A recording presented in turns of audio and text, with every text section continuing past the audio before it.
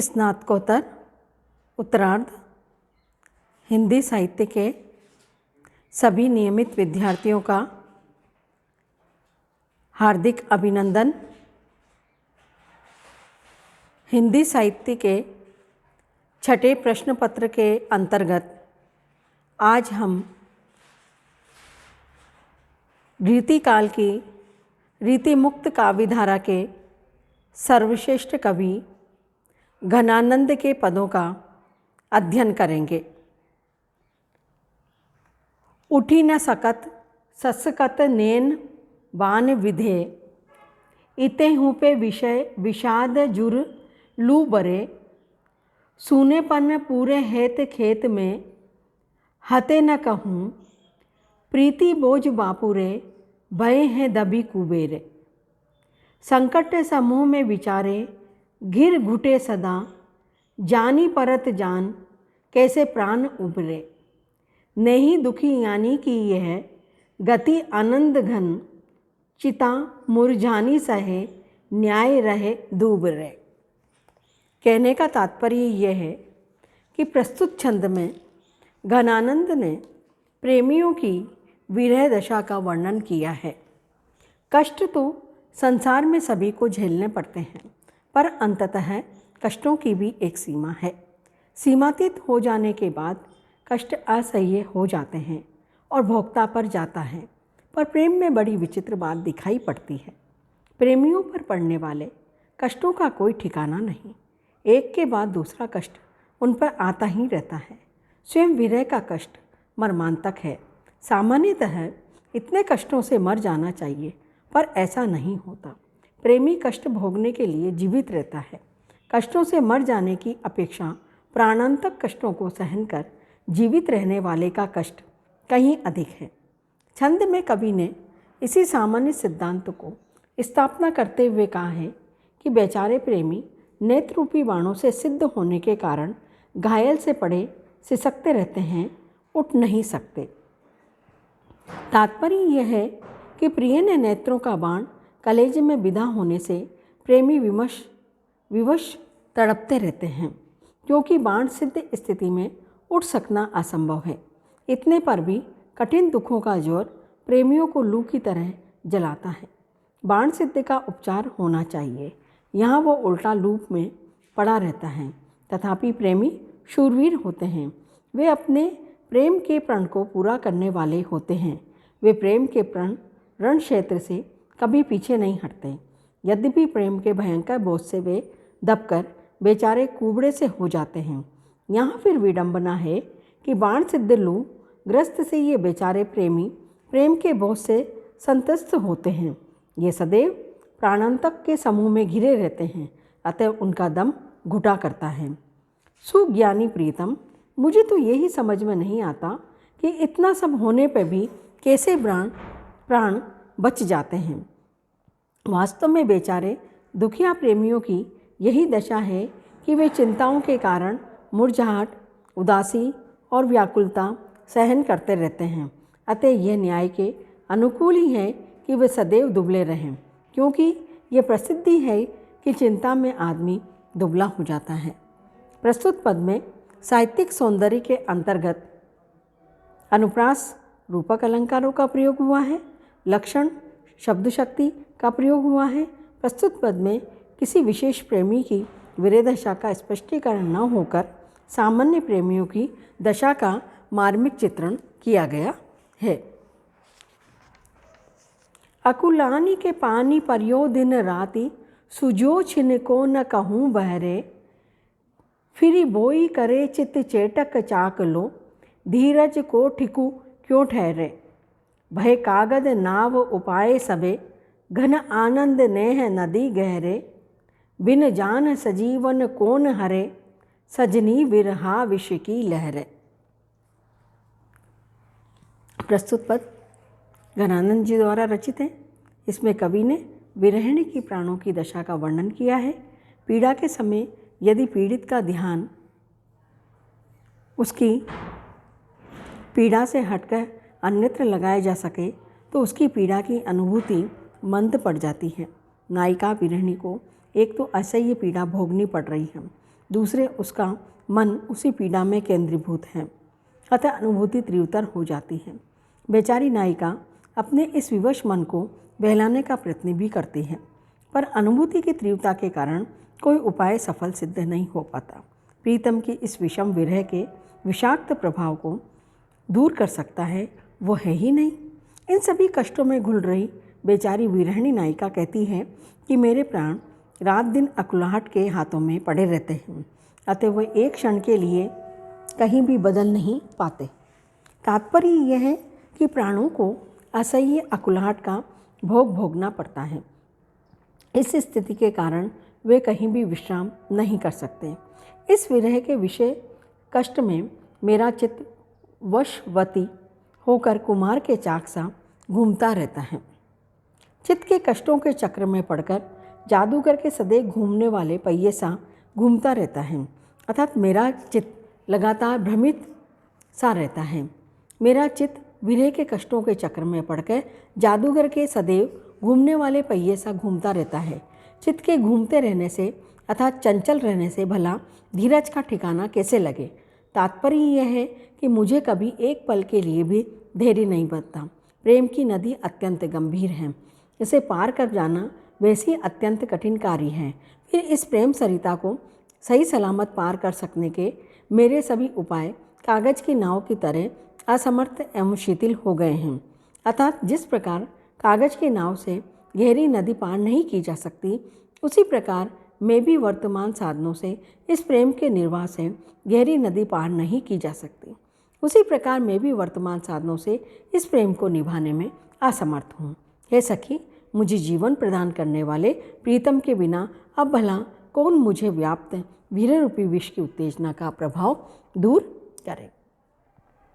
साहित्यिक सौंदर्य के अंतर्गत अनुप्रास, उपमा, रूपक, अतिशोक्ति अलंकारों का प्रयोग हुआ है। इस छंद में सर्जनी शब्द का प्रयोग उसे नायिका की वियोग दशा से संबद्ध करता है। नायिका की चेष्टाएं आश्चर्यगत चेष्टाएं होने से अनुभव वर्णन के अंतर्गत स्वीकार की जा सकती हैं। विरह यद्यपि प्रेम की पवित्र अवस्था है, पर उसके द्वारा प्रदत्त कष्टों की ओर ध्यान दिया जाए तो विरह विष सा जान पड़ता है। वास्तव में नायिका का तात्पर्य विरह की निंदा करना नहीं, वरन विरहजन्य पीड़ा का प्रकाशन है। जिन आखिन रूप चिनारी भई, तिनकी नित नींद ही जागनी है। हित पीर सो पूरत जो हीरा, फिर ताई कहो कहाँ लागनी है। घन आनंद प्यारे सुजान सुनो, जे राई सदा सुख दागनी है। सुख में मुख चंद बिना निरखे, नखते सिख लो विष पागनी है। विरहिणी प्रिय के वियोग में किस प्रकार दुखी है, उसी को वह प्रिय से कह रही है। प्रिय को कल्पना में लाकर एकांत भाषण कर रही है, अथवा शास्त्रीय ढंग से सोचे तो उसने यहाँ प्रिय के निकट संदेश भेजा है। वो कहती है कि जिन आँखों ने प्रिय का सौंदर्य देखा, उनमें निद्रा नहीं आती, केवल जागरण ही बना रहता है। हृदय में प्रेम की वेदना का परिणाम है कि वह अन्यत्र नहीं लगता। प्रिय के दर्शन से जो सुख मिला, उसके न मिलने से वो सदा दुख के कारण जलता है। मुख सुधाकर के बिना विष में पागल हो रहा है। अपनी स्थिति प्रिय को सुनाकर उसे अनुकूल करने का प्रयास करती हुई नायिका कह रही है कि हे प्रिय, जिन आँखों को आपके सौंदर्य का परिचय प्राप्त हुआ, उन आँखों में उस सौंदर्य के सिवा अब कोई और बस ही नहीं सकता, यहाँ तक कि निद्रा भी नहीं। इसलिए आपके वियोग में वे आँखें जगती रहती हैं, खुली रहती हैं। उनका इस प्रकार से नित्य जागते रहना उनकी निद्रा है। वे अब निद्रा में सुख नहीं पा सकती। हृदय आपके प्रेम की पीड़ा से भर गया है। अब वो केवल लगन ही रख सकता है, अन्यत्र उसमें लगने की वृत्ति ही समाप्त हो गई है। हे आनंद के घन सुजान, आपके वियोग में जी को सदा सुख और उसकी जलन ही मिलती है। आपके संयोग में आनंद और शीतलता जो मिल चुकी, वह फिर मिलने वाली नहीं। आपका सुखदाई जो मुख सुधाकर है, उसे बिना देख आपात मस्तक विष में पगना ही रह गया है। उसमें अमृत की प्राप्ति होती थी, अब केवल विष में डूबे हैं। साहित्यिक सौंदर्य के अंतर्गत इस पद में अनुप्रास, यमक, श्लेष व विरोधाभास अलंकारों का प्रयोग किया गया है। कारी कूर क्रोकिला कहाँ को बेर काढ़ती री, कूकी अब ही करे जो किन कोरी, पेड़े परे पापी ये कलापी निस दिहों से जो ही, चातक चातक त्यों ही तुहु कान कोरी ले, आनंद के घन प्राण जीवन सुजान बिना, जानी के अवेली अब घेरो तल जोरी ले, जोलो करे आवन विनोद बर सावन वे, तोलो रे ढरारे ब्रज मारे घन घोरी ले। प्रस्तुत पद घनानंद जी द्वारा रचित है। वर्षा ऋतु में प्रकृति के उपादान विरही की पीड़ा को और अधिक बढ़ा रहे हैं। यहाँ कोयल, मोर, चातक, मेघ सभी विरह की वेदना को बढ़ा रहे हैं। कोयल, मोर, चातक बादलों की ध्वनि जहाँ मिलने से सुख को बढ़ाती हैं, विरह की पीड़ा को कई गुना बढ़ा देती हैं। घनानंद ने इस छंद में इन्हीं प्राकृतिक उपादानों के अच्छे न लगने की बात को कलात्मक शैली में वर्णन किया है। कवि कहता है कि हे काली और दुष्ट कोयल, आज तो किस जन्म का बदला निकाल रही है। ऐसा लगता है जैसे तू अपनी कोई शत्रुता निकाल रही है। तो कूक कूक कर एक साथ ही मेरा कलेजा क्यों नहीं निकाल लेती। कहने का तात्पर्य यह है कि कोयल, यदि तुझे कोई बदला ही लेना है तो मेरे साथ मेरे प्राणों का हरण क्यों नहीं कर लेती। तेरे ही समान ये हत्यारे चातक और मोर हैं, वो मेरे पीछे पड़े हुए हैं। पपिया रात दिन घात लगाता हुआ अपनी पीऊ पीऊ की रट से मेरे कानों को फोड़े डालता है। मोर आकर्षक, मादक और मन को उत्तेजित करने वाले नृत्य करते हुए दिन रात मेरी वेदना को बढ़ाता रहता है। ऐसा प्रतीत होता है कि प्रीतम सुजान के अभाव में मुझे अकेला जानकर इन सभी ने मेरे ऊपर आक्रमण कर दिया है।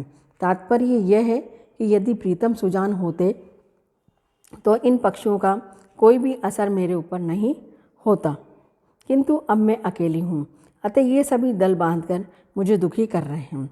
अंत में कवि कहता है कि जब तक प्राणों को आनंद देने वाले प्रीतम प्रेम की वर्षा करने के लिए नहीं आते, तब तक यह भयावना और वृक्ष हृदय वाला बादल भी गरज गरज कर भले ही मेरे प्राणों को दुख दे दे, किंतु जब वे आ जाएंगे तब इन सब की एक न चलेगी। प्रस्तुत पद के साहित्यिक सौंदर्य के अंतर्गत प्रकृति के उपकरणों का उद्दीपन रूप चित्रित हुआ है। वर्षा और उसके उपकरण वियोगी के दुख को अधिक उद्दीप्त करने वाले दिखाए गए हैं। मुहावरों का सुंदर प्रयोग हुआ है। उन्माद और प्रलाप जैसी विरह की काम दशाओं का वर्णन इस छंद में किया गया है। अलंकारों की दृष्टि से इस छंद में अनुप्रास अलंकार का प्रयोग हुआ है। इत बाट परी सुधि राव रे भूलती, कैसो उरानो दीजिए जूँ, अब तो सब शीस चढ़ाव लई, जू कछु मन भाई सु कीजिए जूँ। घन आनंद जीवन प्राण सुजान, तिहारिये बातनीय जीजिए जूँ, नित नीके रहे तुम्हें चांड कहाँ, पे असीस हमारी यूँ लीजिए जूँ। घनानंद जी कहते हैं कि प्रिय ने मेरे प्रति जो व्यवहार किया है वो मेरे भाग्य के कारण है। मेरे भाग्य में कुछ और, उनके भाग्य में कुछ और लिखा है। मेरे भाग्य में जो कुछ लिखा है उसे मैं मानता हूँ। प्रिय के प्रतिकूल व्यवहार का मुझे भी प्रतिकूल आचरण नहीं करना है। प्रिय चाहे अनुकूलता न दिखाए, पर प्रेमी सदा उसकी मंगल कामना ही करेगा। यह प्रेम की वो दिव्य भूमि है जिसमें पहुंचकर प्रेमी प्रिय के अतिरिक्त और कुछ नहीं चाहता। प्रिय चाहे जैसा भी हो, जहाँ भी हो, सुखी रहे। इसी भावना को अव्यक्त करते हुए कवि कह रहा है कि हे प्रिय सुजान, मैं मेरे बाटे आपके सुध करना, मेरे हिस्से में आपको याद करना लिखा है और आपके हिस्से में मुझे भूलना लिखा है। इसलिए आप मुझे भूल गए, ये उलाना कैसे दूँ। जो उसके बाटे में यानी हिस्से में आया वो उसके अनुसार आचरण कर रहा है। मैंने पहले कदाचित भूल या भ्रम से कि कभी उलाना दिया हो, पर अब तो मैंने सब सिर माथे रख लिया है, सब स्वीकार कर लिया है। आपके हिस्से में भूलना ही आया है तो आप वो करें, तेरा विरोध नहीं। प्रत्युत आपके मन में जो कुछ रुचे वो सत्ता आप करें, पर मुझे इसके प्रतिवाद में कुछ नहीं कहना है। आप मेरे लिए घन आनंद, आनंद स्वरूप हैं और प्राणों के भी प्राण हैं। मेरा जीना तो केवल आपकी चर्चा करने पर आश्रित है। आपकी बातें ही मुझे जला रही हैं। अब आपके कारण ही मेरा जीवन है, तो आपके संबंध में मेरी वृत्ति यह है कि आपको छोड़ मेरी उत्कंठा कुछ भी न हो, पर मैं तो यही मंगल कामना करता हूँ कि आप चाहें जहाँ भी रहें अच्छा रहें। आपके मंगल कामना करने वालों में भी मेरी यही प्रार्थना है। साहित्यिक सौंदर्य के अंतर्गत प्रेम की निश्चलता और त्याग वृत्ति को बताया गया है। अनुप्रास व शेष अलंकारों का प्रयोग किया गया